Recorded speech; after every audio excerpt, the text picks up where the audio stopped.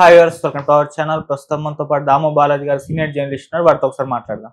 నమస్కారం సార్. నమస్తే సార్, తమిళ యాక్టర్స్ ఇద్దరు ప్రభు గారు అండ్ విశాల్ గారు వీళ్ళిద్దరు కూడా హెల్త్ ఇష్యూస్ తో బాధపడుతున్నట్టుగా తెలుస్తుంది సార్. ప్రభు గారికి ఏమో బ్రెయిన్ సర్జరీ అయిందని చెప్పేసి వార్తలు వచ్చాయి. విశాల్ గారికి సంబంధించి ఒక వీడియో వైరల్ అవుతుంది. అంటే వణుకుతున్నాడు, నడవడానికి కూడా అవస్థ పడుతున్నాడు, అసలు ఏం జరిగిందా అని చెప్పేసి ఫ్యాన్స్ కూడా ఆందోళనకు గురవుతున్నారు. మరి వీళ్ళ పరిస్థితి ఏ విధంగా ఉంది, ఏం చెప్తారు సార్?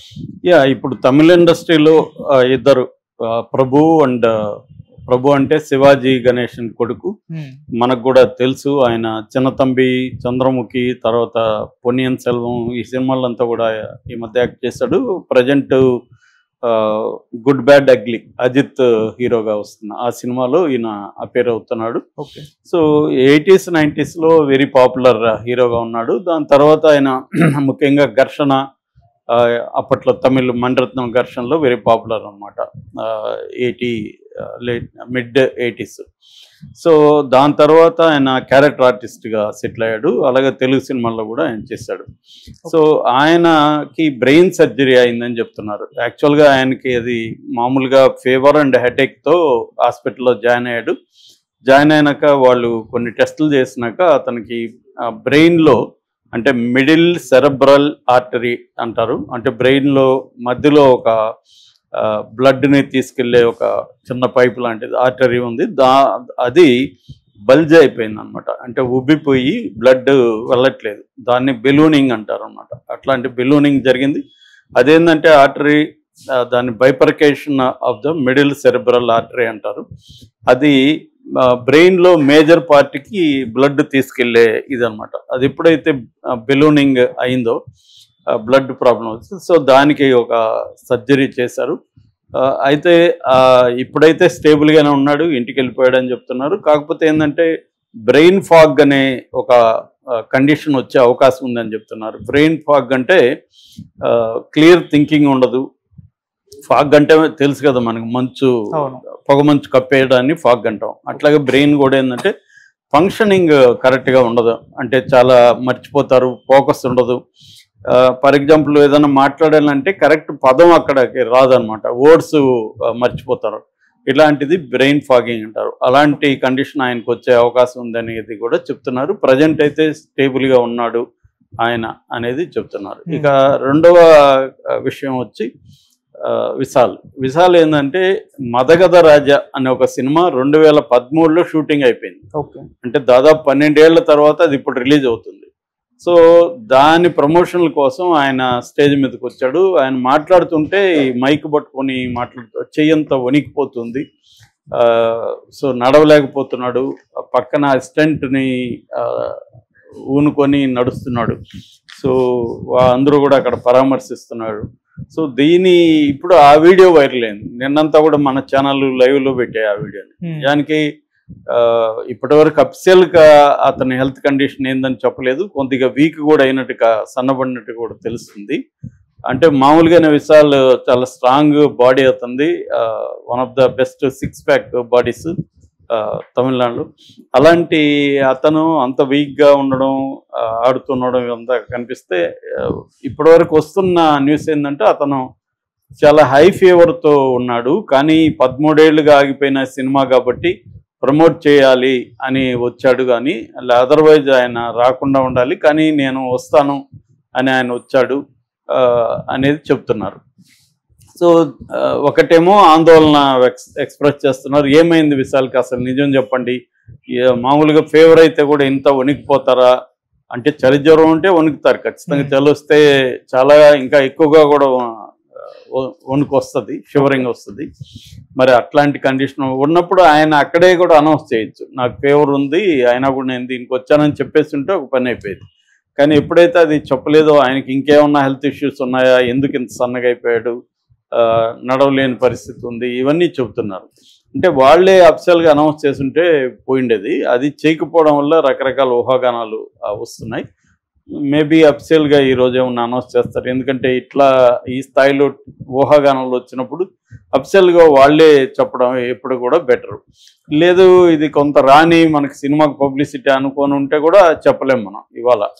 ఎందుకంటే సినిమా వాళ్ళు అలా కూడా ఆలోచిస్తారు కదా, 2 రోజులు జరగని దాని తర్వాత మనం అనౌన్స్ చేద్దాం అనేది కూడా అనుకోండొచ్చు. ఎందుకంటే ఈ సినిమా 13 ఏళ్ళుగా ఆగిపోయిన సినిమా కాబట్టి ఇప్పుడు చూడాలని ఎవరికి ఇంట్రెస్ట్ ఉండదు. 13 ఏళ్లకు ముందు షూటింగ్ అయిపోయిన సినిమాని ఇవాళ ఎందుకు చూడాలనిపిస్తుంది, ఎవరికి అనిపించకపోవచ్చు.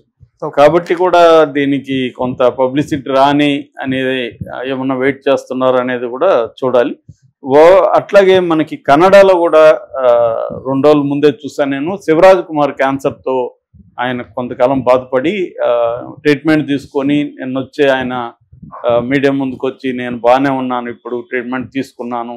ఎందుకంటే ఆయన బోల్డ్గా నాకు క్యాన్సర్ అని కూడా అనౌన్స్ చేశాడు. మనకి ఇక్కడ అక్కినేని నాగేశ్వరరావు కూడా 90s ఏజ్లో ఉన్నప్పుడు ఆయన క్యాన్సర్ వచ్చినప్పుడు ఆయన కూడా రకరకాల ఊహాగానాలు ఉంటే ఆయన ఓపెన్గానే వచ్చి మీడియా ముందు అనౌన్స్ చేశాడు. అలాగే శివరాజ్ కుమార్ కూడా నాకు క్యాన్సర్ ఉంది అని చెప్పారు. శివరాజ్ కుమార్ ఏంటంటే ఆయనకి ఎప్పుడు ఒక 20 సినిమాలు లైన్అప్లో ఉంటాయన్నమాట, అంత బిజీ స్టార్. సో ఆయన క్యాన్సర్ అనేసరికి ఒక్కసారిగా ఉలిక్కిపడ్డారు. బట్ ఆయన బాగానే ఉన్నాడని చెప్తున్నారు. సో ఓవరాల్గా ఈ ముగ్గురు మనం చెప్పుకున్న ముగ్గురు కండిషన్లో ఇద్దరు బాగానే ఉన్నారు. అంటే ప్రభువు కోలుకుంటున్నాడు. శివరాజ్ కుమార్ ఆల్రెడీ క్యాన్సర్తో రికవర్ అయిందని ప్రకటించాడు. విశాల్ది మాత్రం తెలియాల్సింది. విశాల్కి కూడా డేంజరస్ సిచ్యువేషన్ అయితే ఏమి ఉన్నట్టయితే లేదు. ఉంటే ఈ పాటికి తమిళ మీడియా ఏదో ఒక రకంగా రాసేది. సో ఓవరాల్గా ఆయనకి ఏదో టెంపరీ హెల్త్ ఇష్యూ ఉన్నట్టుగా తెలుస్తుంది. మరి అంటే టైఫాయిడ్ లాంటి ఫీవరు లేకపోతే అట్లాంటి ఏమైనా వచ్చాయా అనేది చూడాలి. Okay sir. సో ఇలాగా అసలు ఈ మధ్య కాలంలో మనకి చాలామంది ఆర్టిస్టులు చనిపోతున్నారు. మామూలుగా జనం కూడా ఎక్కువగా చనిపోతున్నారు కోవిడ్ తర్వాత. అంటే కోవిడ్ ఎఫెక్ట్ అనేది ఎక్కువగా మనకు కనిపిస్తుంది. దీన్ని పోస్ట్ కోవిడ్ ఎఫెక్ట్ అంటారు, ఒక్కోసారి లాంగ్ కోవిడ్ అని అంటారు. లాంగ్ కోవిడ్ అంటే కోవిడ్ వచ్చి నయమైపోయింది అనుకుంటారు కదా, కానీ లోపల దాని లక్షణాలు ఉండిపోతాయి అన్నమాట. దానివల్ల ఏమవుతుందంటే ఎక్కువగా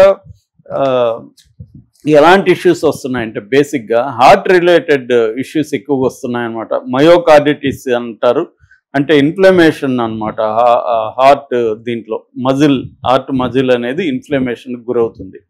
అట్లాగే అరిథమియా అనేది హార్ట్ ఎలక్ట్రికల్ సిగ్నల్స్ని ఆల్టర్ చేస్తాయి, చేస్తాయి అన్నమాట. అవి ఆ జబ్బుని అరిథమియా అంటారు. అట్లాగే బ్లడ్ క్లాట్ అవుతుంది చాలా మందికి. అందుకనే ఎక్కువ మంది చనిపోవడానికి ఇది బ్లడ్ క్లాట్. అంటే కరోనా లక్షణాల్లో ఒకటి ఏంటంటే బ్లడ్ క్లాటింగ్ అనమాట. అట్లాగే పెరికార్డిటిస్ అనే ఇంకొక రకమైన కండిషన్, హార్ట్ కండిషన్. అది ఇన్ఫ్లమేషన్ మెంబ్రెయిన్ అరౌండ్ హార్ట్ అనమాట. హార్ట్ చుట్టుపక్కల ఉండే మెంబ్రెయిన్కి ఇన్ఫ్లమేషన్ రావడాన్ని పెరికార్డిటిస్ అంటారు. అట్లాగే చాలా మందికి హార్ట్ ఫెయిల్యూర్ జరుగుతుంది. ఎక్సెస్ ఫ్లూయిడ్ స్వెల్లింగ్, దీన్ని ఎడెమియా అంటారు, స్వెల్లింగ్ జరగడం హార్ట్. అట్లాగే చెస్ట్ పెయిన్స్ రావడం, ఇలాంటివి కూడా బాగా పెరిగాయి అనమాట. వాటితో పాటు ఏంటంటే బీపీ, కొలెస్ట్రాల్ బాగా పెరుగుతున్నాయి. అట్లా రకరకాల లంగ్ ఇష్యూస్ వస్తున్నాయి. ఇలాగా చాలా మంది ఏంటంటే ముఖ్యంగా 40+ వాళ్ళు ఈ డాక్టర్ల దగ్గరికి రెగ్యులర్గా వెళ్ళి చెకప్ చేయించుకోవడం, ముఖ్యంగా బీపీ, షుగర్ ఉన్నప్పుడు, లేకపోతే ఏదన్నా లంగ్ ఇష్యూస్ ఆల్రెడీ మనకు ఉన్నప్పుడు ఇంకా వల్నరబుల్ అవుతాం అనమాట. అందుకని డాక్టర్లు ఏం చెప్తున్నారంటే, ఒకటి ఫిజికల్ ఎక్సర్సైజెస్ ఎక్కువ చేయకూడదు, లిమిటెడ్గా చేయాలి. అంటే ఏజ్ని మన హెల్త్ కండిషన్ దృష్టిలో పెట్టుకొని వాకింగ్ కానీ మిగతావి కానీ. చాలామంది ఏంటంటే చేసేటప్పుడు ఎక్కువ ఉత్సాహం ఉంటుంది ఫిజికల్ ఎక్సర్సైజ్, అందుకని విపరీతంగా చాలామంది జిమ్ముల్లో ఈ మధ్య చనిపోవడానికి అదే కారణం. వాళ్ళు ఏంటంటే 3 గంటలు 4 గంటలు ఈ 6 ప్యాక్ పిచ్చి కూడా చాలా మందికి పట్టుకుంటుంది. వాడి ఏజ్ అవన్నీ దృష్టిలో పెట్టకుండా 6 ప్యాక్ రావాలని చెప్పి రోజుకి 3 గంటలు మినిమం చేస్తారు. మళ్ళీ ఒక 3 గంటలు నిద్రపోవాలి, దానికి ఫుడ్ వ్యవహారం అంతా 5-6 గంటలు దాని మీద ఫోకస్ చేయాలి. అందువల్ల యాంగ్జైటీ కూడా ఉంటుంది మెంటల్గా మనం.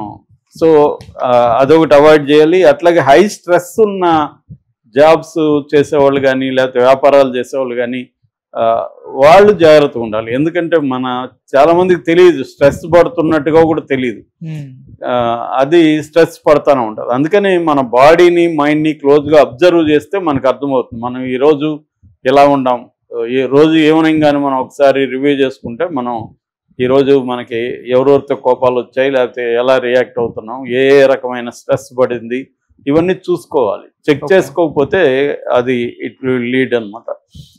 అట్లాగే వర్క్ ప్లేస్లో రిలేషన్షిప్స్ కానీ, వర్క్ ప్లేస్లో ప్లెజెంట్గా ఉందా లేదా, చాలా మందికి వర్క్ ప్లేస్లో బాగుండదు. అంటే కూడా పనిచేసే వాళ్ళతో గొడవలు కావచ్చు, బాస్తో గొడవలు కావచ్చు, బాస్కి అయితే కింద వాళ్ళతో గొడవలు, రకరకాల ఇష్యూస్ ఉంటాయి, ప్రెజర్ ఉంటుంది. సో ఇవన్నీ చూసుకోవాలి. అలాగే స్లీప్ ఒకటి కంపల్సరీగా మినిమం 7 గంటలు డాక్టర్లు చెప్తున్నారు, 7 hours స్లీప్ కంపల్సరీ అని. సో స్లీపు, డైట్ చేంజ్ చేసుకోవాలి.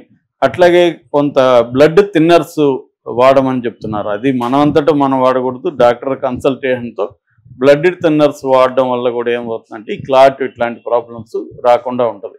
అంటే ప్రివెంటివ్ స్టెప్స్ అనేవి చాలా ఇంపార్టెంట్. వచ్చినాక ఆల్రెడీ డ్యామేజ్, ఇప్పుడు ఆయనకి ఆర్టరీ బల్జ్ అయిపోయింది, బల్జ్ కాకముందే ఆయన ఉండగలిగితే, ముందుగానే వెళ్ళి కన్సల్ట్ అయింటే కొంతవరకు బెటర్గా ఉండదు. ఒకసారి డ్యామేజ్ అయినాక అది కంప్లీట్ క్యూర్ అనేది కష్టం. ఎప్పుడైనా ఎంతో కొంత డ్యామేజ్ కంటిన్యూ అవుతూనే ఉంటుంది. Okay sir, thank you so much.